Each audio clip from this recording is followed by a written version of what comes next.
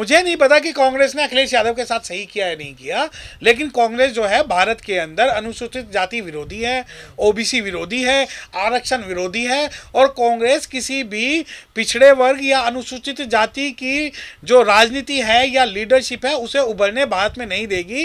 क्योंकि बाबा साहब डॉक्टर भीमराव अम्बेडकर साहब ने कहा था कि मुझे 25 पैसे की भी अगर कांग्रेस की सदस्यता लेनी पड़े तो मैं नहीं लूंगा। नहीं, कितने दिन बाद समझ में आएंगी। अगर बहुजन समाज पार्टी ये बात बोले, साहब काशीराम ये बात बोले, तो इनकी आंखें नहीं खुलती।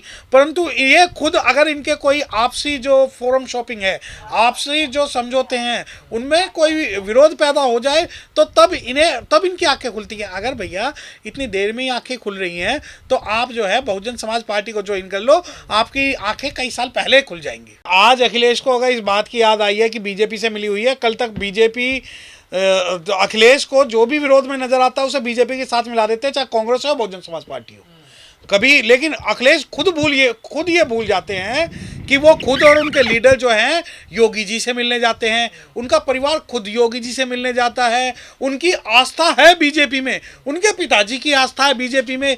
लेकिन अगर कोई उनकी बात माने तो ठीक, नहीं माने तो वो बीजेपी की बी टीम है, चाहे वो कांग्रेस हो चाहे वो बहुजन समाज पार्टी हो। अब सवाल आया कि क्या कारण है इनकी आंखें बहुत देर में खुलती है। तो मैं आपसे एक सवाल करना चाहता हूँ, जब माननीय अखिलेश जी को बाहर निकाला था तो इनकी कोठी को धोया गया था गंगा जल से।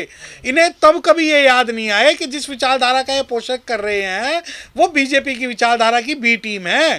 परंतु आज भी इनका विश्वास है। आप ये देखिए कि वो शंकराचार्य जी से भी मिलने जाते हैं, वो राजनीतिक रूप से भाजपा का भी समर्थन करते हैं, पिताजी भी बिल्कुल उनके अच्छे घनिष्ठ संबंध है भाजपा से। तो ये जो इनका जो सिस्टम है, जो भी इनकी बात माने तो ठीक है, वरना बसपा भी भाजपा की बी टीम है और कांग्रेस भी भाजपा की बी टीम है। जब बहुजन समाज पार्टी ये बात बोलती है कि हम साहब काशीराम जी के नक्शे कदम पे चलने वाले लोग हैं, वो साहब काशीराम जी ने अनुसूचित जाति के मामले में एक को सांपनाथ बनाया तो दूसरे को नागनाथ बनाया है, तो क्या अखिलेश यादव ने सांपनाथ और नागनाथ की थ्योरी पढ़ी है या नहीं? जब बहुजन समाज पार्टी गठबंधन में नहीं जाती है, जब पहले तो ये फोर्स करते हैं कि इंडिया गठबंधन में आ जाए और बहुजन समाज पार्टी उस गठबंधन का पार्ट नहीं बनती, तो तब ये बसपा पर भी यही आरोप लगाते हैं कि बसपा जो है भाजपा की बी टीम है। मुझे एक बात बताओ कि जब बहन जी को ये गठबंधन में शामिल करने की बात करती है तो बहन जी इस बारे में बात करती हैं कि मन मिले ना मिले मगर स्टेज मिलना चाहिए, मन मिले ना मिले गठबंधन में शामिल होना चाहिए। तो बहन जी ने कहा मन से तो एक हो जाओ। आप यहाँ पर तो गठबंधन कर रहे हो कि राष्ट्र चलाने का, कि हम प्रधानमंत्री बनाएंगे, आप पर मिलकर एक राज्य चलेगा नहीं, तो ऐसे गठबंधन का फायदा क्या? जब बहन जी ये बात बोलती हैं तो ये जो हैं छोटे भैया जो हैं ये बहन जी को भी बी टीम बताते हैं। अब सवाल है कि क्या इनके अंदरूनी कुछ कलह हुई है?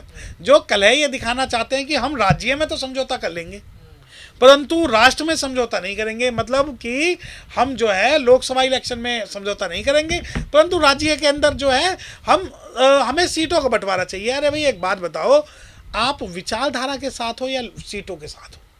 बहन जी या बहुजन समाज पार्टी जो है एक विचारधारा के साथ है, ना कि किसी सीट के साथ। ये सवाल जो आप मुझसे कर रहे हैं कि जो कांग्रेस है वो राष्ट्र की राजनीति में तो गठबंधन करने चाहती है, राज्य की राजनीति में गठबंधन नहीं करना चाहती, तो ये बेटर है इस सवाल का जवाब आप कांग्रेस से लीजिए। क्योंकि बहुजन समाज पार्टी तो पहले ही इस बात को डिक्लेयर कर चुकी है कि जो कांग्रेस है, कांग्रेस का गठबंधन का मकसद ये है कि छोटे छोटे दलों को अपने अंदर शामिल करे और फिर उन्हें खा जाए, उन्हें समाप्त कर दे।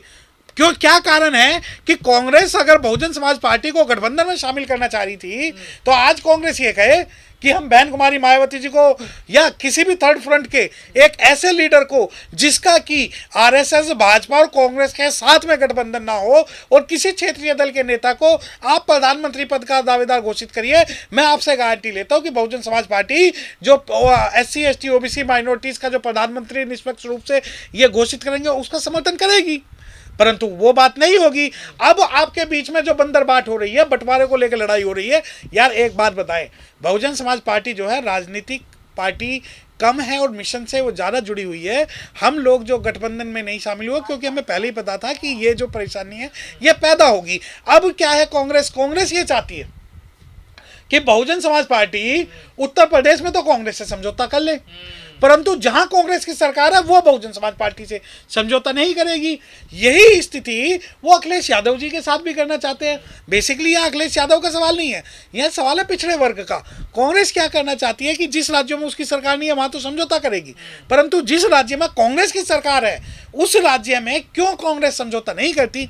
आज सवाल आता है कि उत्तर प्रदेश का, हम तो खुल के इस बात को कहते हैं। तो दोहरा रवैया हुआ ना कांग्रेस का, ये तो धोखा दे रही है, फिर छल रही है। नहीं, अगर कांग्रेस का दोहरा रवैया या छल आपको आज समझ में आ रहा तो ये जो है कई सालों पहले बाबा साहब डॉक्टर भीमराव अंबेडकर साहब ने जब किताब लिखी थी कि मैं गांधी और कांग्रेस को क्यों नहीं मानता, तो उस किताब को पढ़िए ना। जब साहब काशी राम कालानाथ और साहब हरे नाथ की बात करते हैं, नागनाथ और साबनाथ की बात करते हैं, ये उसको पढ़िए ना। कैडर में और नॉन कैडर में यही अंतर है कि कांग्रेस का जाने का मतलब है अपने आप को, अपनी विचारधारा को खत्म करना। कांग्रेस का दिखावा, राहुल गांधी प्रियंका गांधी की जाति गणना करवाएंगे, पिछड़ों को हिस्सेदारी चाहिए, उनके सचिव नहीं है, कोई मीडिया में नहीं है, तो ये दिखावा है क्या राहुल गांधी का? देखिए, आपने मुझसे सवाल किया कि ये दिखावा है या क्या है। मैं आपसे एक सवाल पूछता हूँ। राहुल गांधी जी भारत जोड़ो यात्रा करते हैं। भारत जोड़ो यात्रा में 3-3.5 किलोमीटर की यात्रा करते हैं। सारी मीडिया जो है एक वर्ड आजकल यूज होता है गोदी मीडिया, एक, लेकिन आप ये भूल जाते हैं कि एक तरफ तो गोदी मीडिया, दूसरी तरफ कांग्रेसी मीडिया। गोदी मीडिया और कांग्रेसी मीडिया में कोई अंतर नहीं है।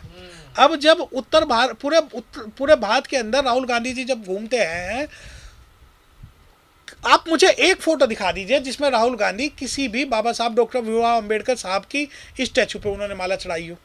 रास्ते में मंदिर मिले उन पे चले जाते हैं, मस्जिद मिली उन पे चले जाते हैं, परंतु किसी भी बौद्ध विहार में नहीं जाते, किसी भी बाबा साहब की तस्वीर में पर माला नहीं डालते। अब आ जाओ, क्या भारत जोड़ो योजना के अंदर में, भारत जोड़ो यात्रा के अंदर में क्या SC ST शामिल नहीं है? दूसरी बात, आपने कहा कि नोटंकी करते हैं। अरे बड़े दिनों बाद आपको ये बड़े समझ में आती है चीज़ें। एक बात बताए ना, चलो ठीक है, केंद्र भाजपा जो कर रही है बिल्कुल ठीक कर रही है, भाजपा जो दिखा रही है वो कर रही है। भाजपा ने अपने राज्य में, अपने सरकार में एक भी SC का मुख्य सचिव नहीं बनाए, जजिस नहीं बनाए, चीफ सेक्रेटरी नहीं बनाए। तो जितने प्रदेशों में मेरा राहुल गांधी और कांग्रेस हरिजनों से एक निवेदन है कि जितने प्रदेशों में आज कांग्रेस की सरकार है उन सभी प्रदेशों के अंदर जो मुख्य सचिव है वो शेड्यूल कास्ट लगाया जाए।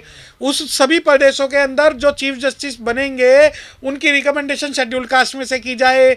उनके जो शासकीय अधिवक्ता हैं, जो सॉलिसिटर जनरल ऑफ स्टेट्स है, उन सभी को शेड्यूल कास्ट बनाया जाए। उसके अलावा सभी राज्यों में बाबा साहब डॉक्टर भीमराव अम्बेडकर साहब की जो 14 अप्रैल की छुट्टी है उसे गजेटेड डिक्लेयर किया जाए। और जिस राज्य में कांग्रेस की पूर्ण बहुमत से सरकार है उन राज्यों में जातिगत जनगणना करा के रिजर्वेशन को लागू किया जाए। परंतु वो कहते हैं कि हम जातिगत जनगणना का स्वागत करते हैं। अरे हमें स्वागत नहीं कराना, हमें स्वागत नहीं कराना। जिस राज्यों में कांग्रेस की सरकार है उस राज्य के अंदर SC ST OBC और माइनॉरिटीज के जितने सरकारी कर्मचारी हैं आप बस उनकी जनगणना करा लो कि कितने लोग हमने चीफ सेक्रेटरी बनाए हुए हैं, कितने डिप्टी सेक्रेटरी बनाए हुए हैं, कितने जॉइंट सेक्रेटरी बनाए हुए हैं, कितने एडिशनल सेक्रेटरी बनाए हुए हैं, कितने जजेस बनाए हुए हैं, कितने हमने बिजनेसमैन बनाए हुए हैं।